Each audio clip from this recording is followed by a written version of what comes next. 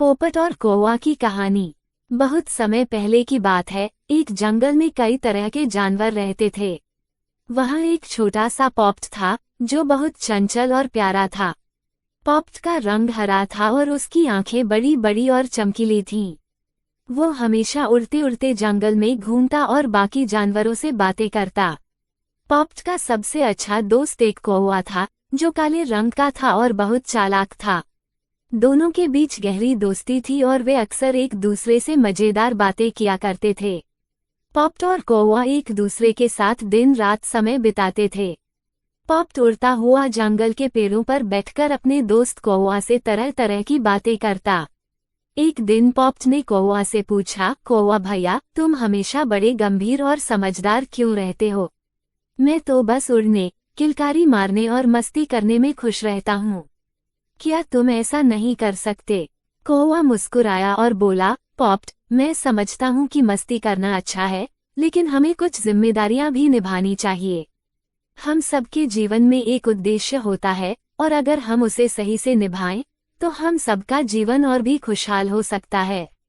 पोपट ने कौवा की बातों पर ज्यादा ध्यान नहीं दिया और वह फिर से मस्ती में खो गया। वो उड़ता और बाकी जानवरों से बातें करता, लेकिन उसकी आदतें बिल्कुल बदल नहीं पाई थीं। वो कौवा से कहता, तुम हमेशा सख्त क्यों रहते हो? मैं तो चाहता हूँ कि तुम भी मुझसे मस्ती करो। लेकिन कौवा हमेशा अपनी बात पर कायम रहता। वो पोपट को समझाने की कोशिश करता, लेकिन पोपट बहुत चंचल था और कभी भी गंभीर नहीं रहता था। एक दिन का घटनाक्रम। एक दिन जंगल में एक बहुत बड़ा तूफान आया। पोपट और कौवा दोनों एक पेड़ की शाखाओं में छिपे हुए थे।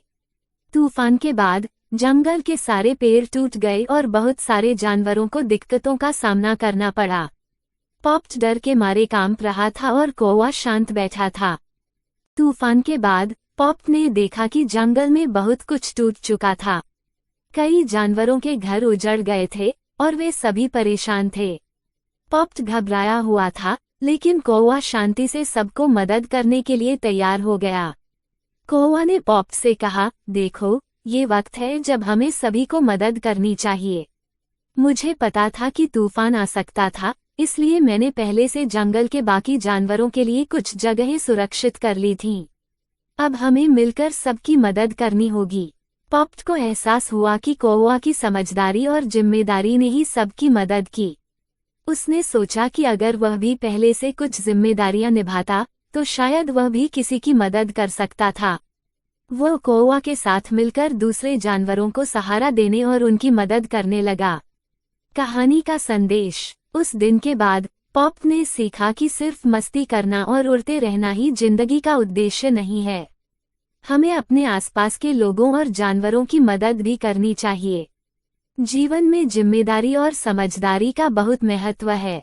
हमें अपनी आदतों को समय समय पर बदलने की जरूरत होती है, ताकि हम सबका जीवन बेहतर बना सकें। और इस तरह पोपट और कौवा की दोस्ती और भी गहरी हो गई। अब पोपट भी जिम्मेदारी से अपनी जिंदगी जीने लगा और कौवा अपनी समझदारी के साथ हमेशा पोपट को सही दिशा दिखाने में मदद करता था। दोनों ने साथ मिलकर जंगल के सभी जानवरों की मदद की और जंगल को फिर से हरा भरा बना दिया। सीख। किसी भी स्थिति में हमें मस्ती और जिम्मेदारी का संतुलन बनाकर चलना चाहिए। यह न केवल हमारी व्यक्तिगत जिंदगी को सुधारता है, बल्कि समाज में भी सकारात्मक बदलाव लाता है। अगर आपको ये कहानी अच्छी लगी तो चैनल को सब्सक्राइब करें। धन्यवाद।